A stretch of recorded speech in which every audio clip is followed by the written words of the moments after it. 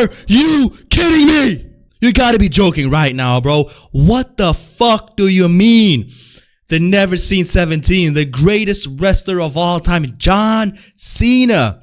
He's never tapped out in his entire career. And he taps out to Gunther? He literally taps out to Gunther, and even look at the way he tapped. He tapped with like the tip of his fingers, bro. Like, it was almost like he didn't want to tap. It was almost as if Triple H forced him to tap out. It was almost as if he came tonight into the ring, and it was almost like, look, I want to go out with the way, some guys go out, which is by just like, not tapping out, but going out, right? Kind of like the way Goldberg did. Goldberg, that was the way Goldberg went out. But was that the way Cena went out? No. He had to tap out to a guy with fucking, bro, man tits, bro. Unbelievable. But why?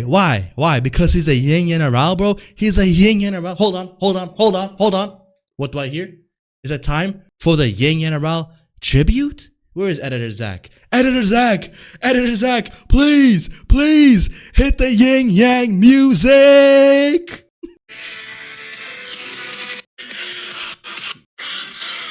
That yin general Gunther, dum da da da da dum, yin.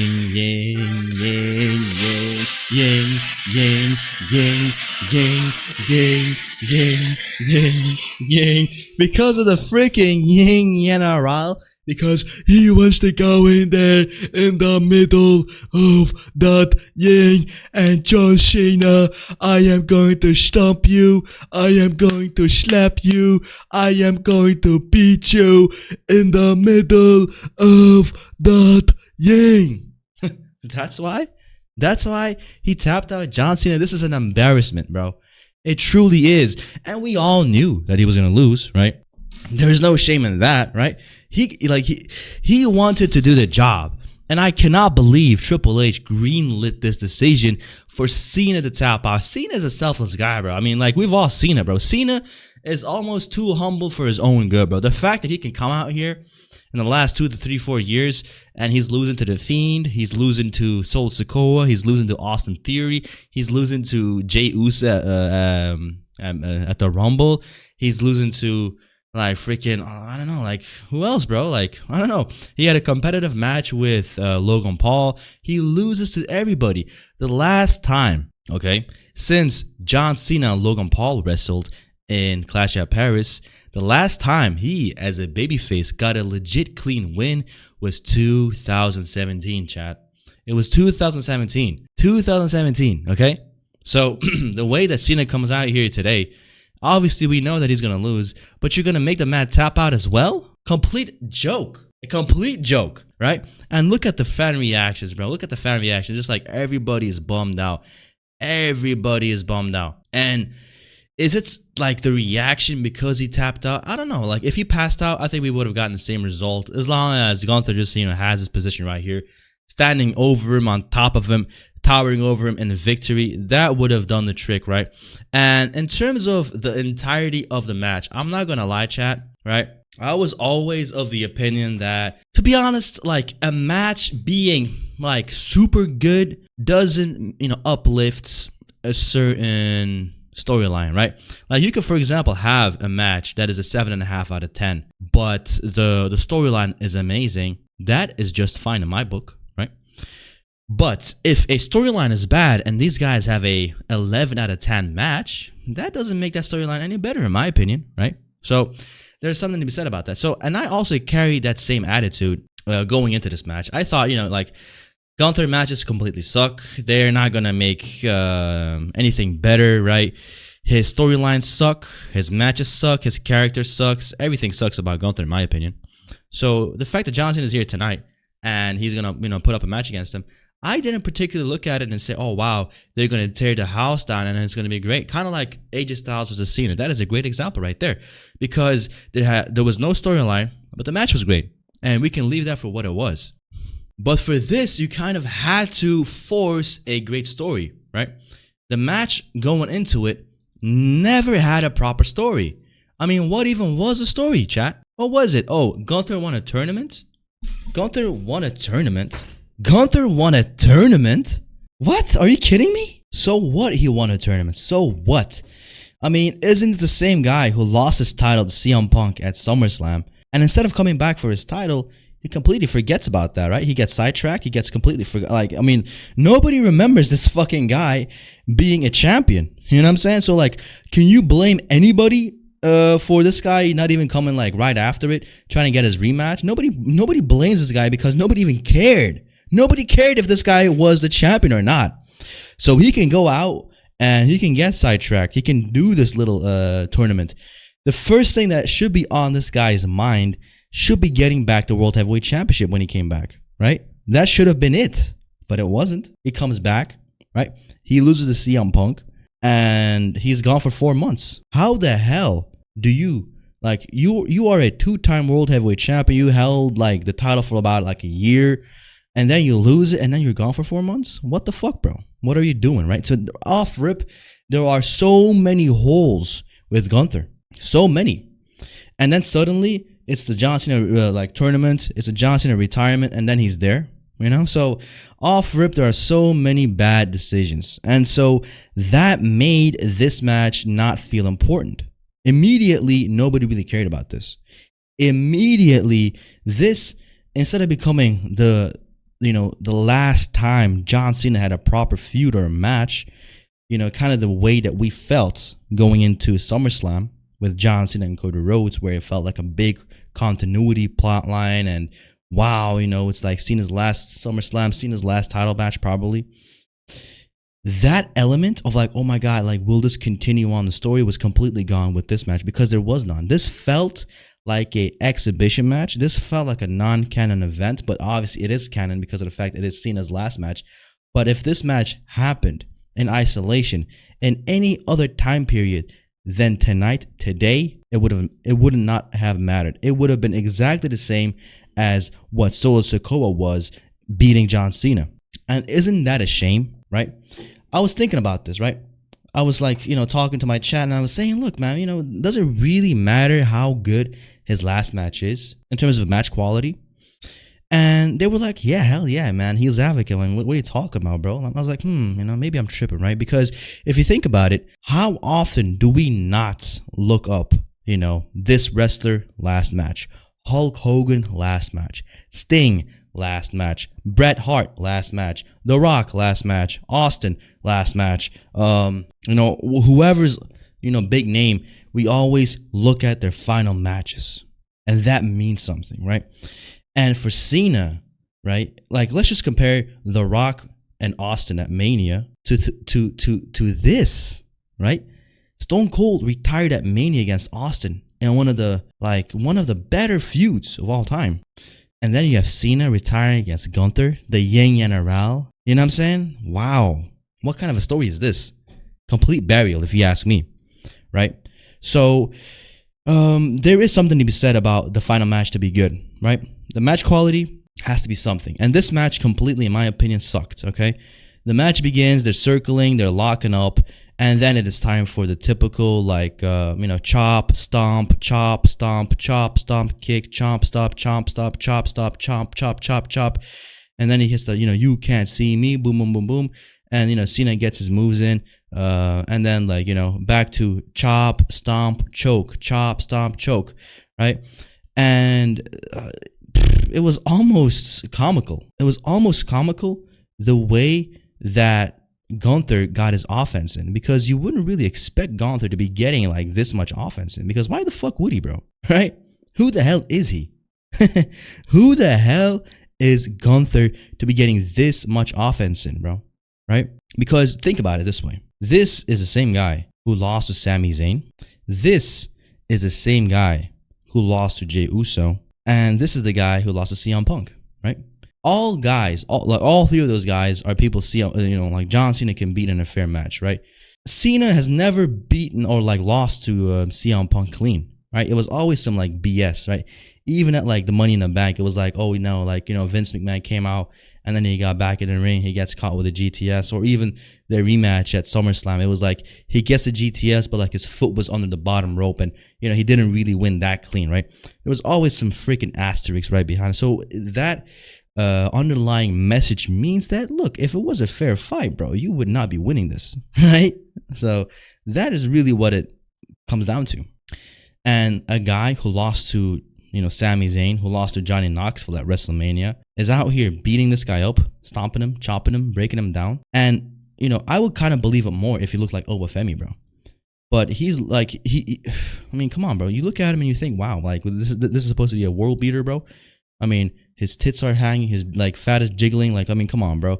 Like, I don't want a body like, go too deep into his body, but there has to be an element of the in-ring work matching the presence or the appearance, right? Like when Cody Rhodes had his match against Obafemi, right?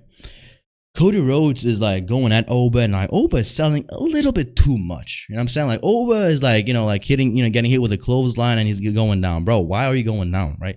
Because if you think about it, Oba is like 6'4", right? 280 pounds or so. And Cody's like 6'1", 6'1 and a half, 6'2", whatever. Maybe like 225, right? Soaking wet, maybe. And if you get hit with a guy hitting you with a clothesline, it's like, bro, come on, you're not going to go down, are you? But Oba was. And like, it's the same idea here. Instead of like Oba going down, it is like, people going down for Gunther, almost in a way that it is not that believable, right? If Gunther was in any other time period, like let's just say Gunther was in like Hulk Hogan's era, Gunther was in like Bill Goldberg's era, bro. If Gunther got squashed in 15, 20, 30 seconds, nobody would look at that and say, that is unjustifiable, right?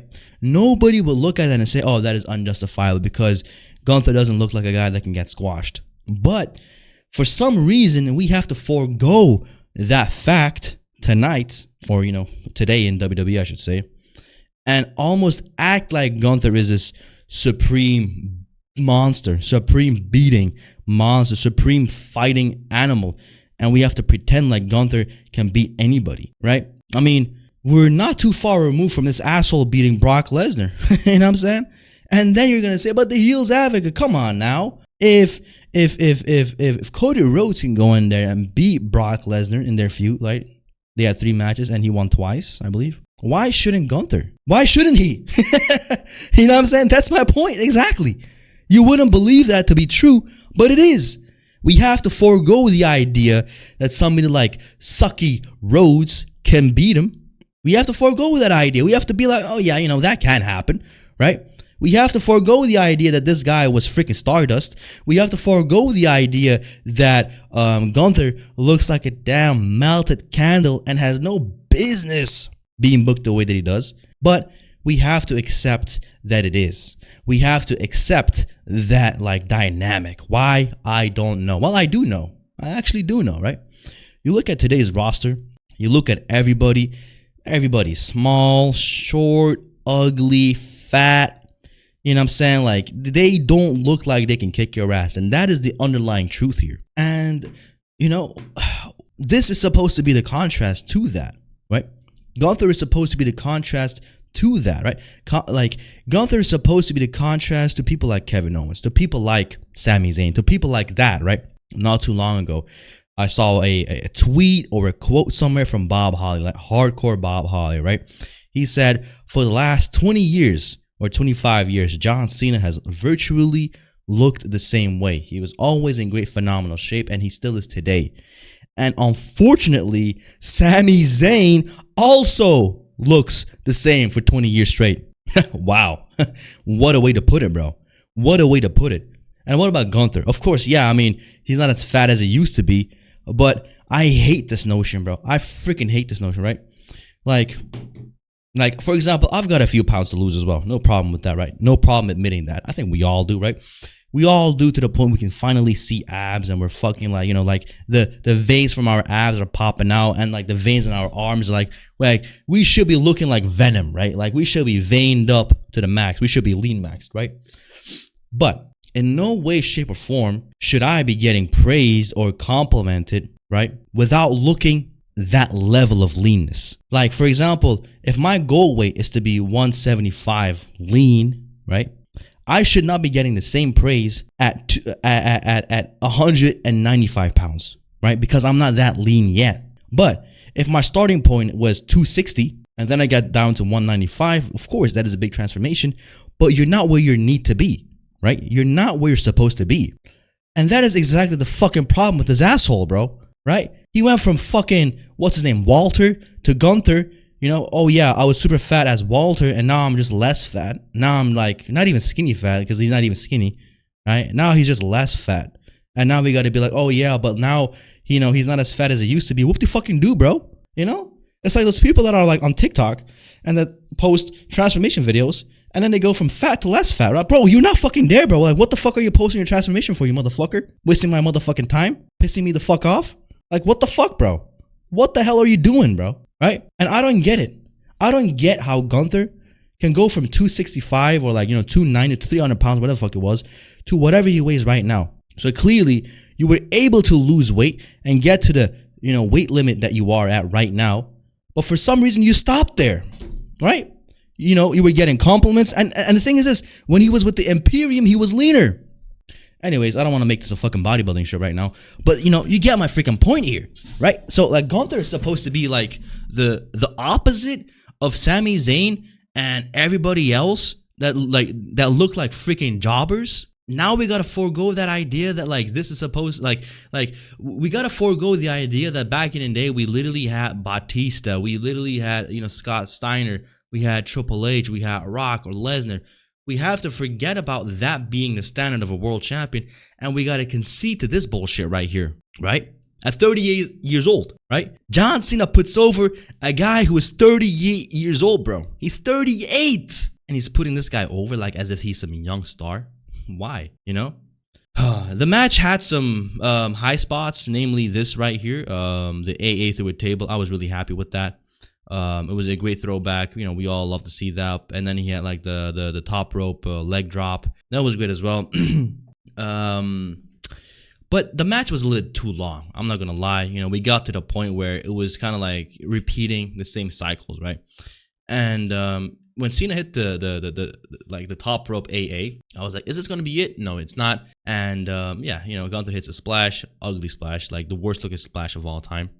And then he goes in there and, you know, he gets the submission hold in. He tries to break free. He can't really. He gets back into it, breaks free. He gets back into it, breaks free, takes him back into it over and over and over again until we finally got to the point where like Cena like was doing like the whole thing of like, you know, getting his arms raised and then, you know, lifted up, dropped, lifted up, you know. So he tried to fight him off. He hits another AA to break free, but immediately Gunther no-sells it and he gets him into the rear naked choke, and that was pretty much it, right? Cena taps out, and you know, that was it. That was pretty much the end of the match, and Cena officially had his final match, and he sits there in the middle of that yang, accepting his future. I don't know how to feel about this match. Like I said, I'm not that big on, you know, super crazy matches like Leon Slater, Javon Evans, AJ Styles, Reagan Lee. That match, I felt like, okay, they are athletic. I can admit that, but I'm not that big of a fan of that type of match, right? It doesn't feel like what wrestling should be. Wrestling should feel like fake fighting, right? Wrestling should feel like it is a fight, but it's not, right? It shouldn't feel like gymnastics. So I'm not that big into matches or for their match quality per se. But could you imagine John Cena having a match like he did at SummerSlam tonight? That is why I believe that John Cena should have kept his title. I don't believe John Cena should have lost his title at SummerSlam. I believe John Cena should have kept his title.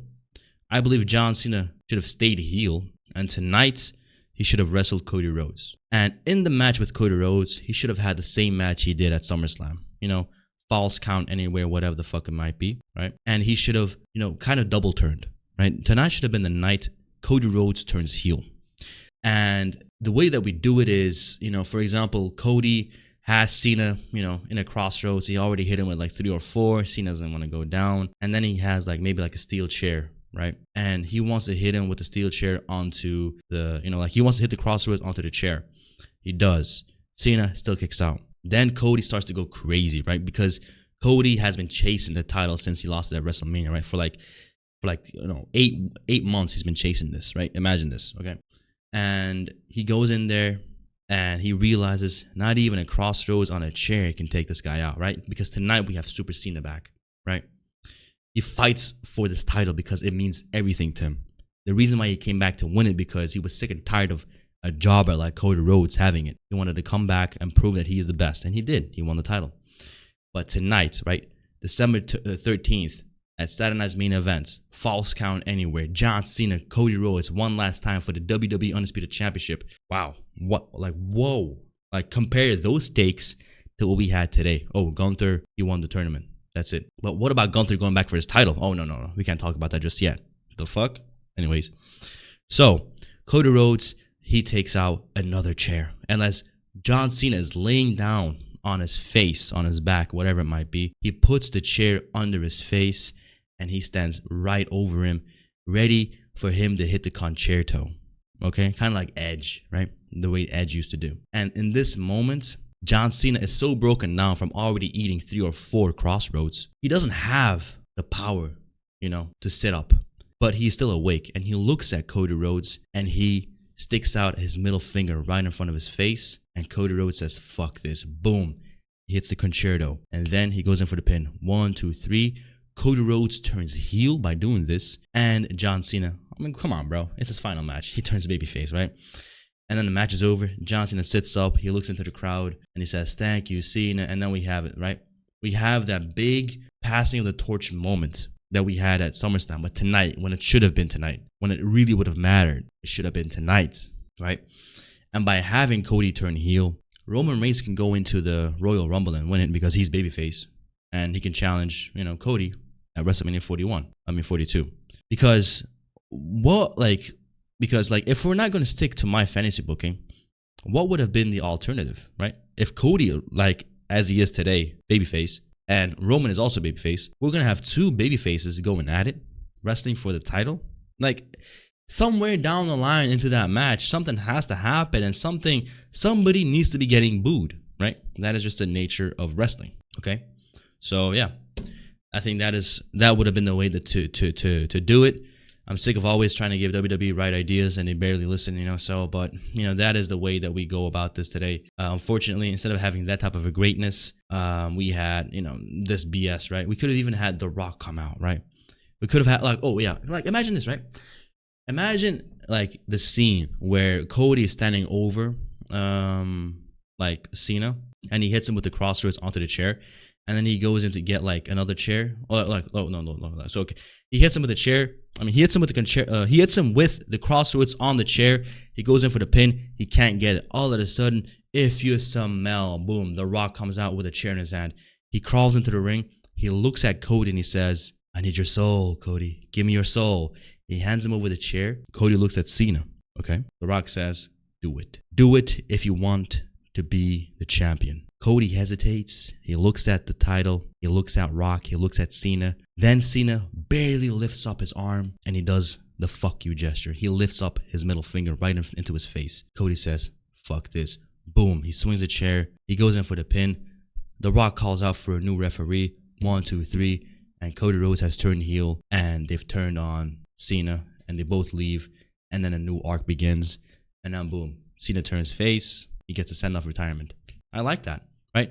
I might even make that a dedicated video. How would I have booked Cena's last match? I don't know. So we'll see. I don't know what you guys think about that booking. Leave it in the comment section down below. And this has been a complete embarrassment, a complete burial. I can't stand this type of a match being booked for Cena and his last match. But it is what it is. The WWE has always betrayed us. I'm the Heels Advocate, and I'm out.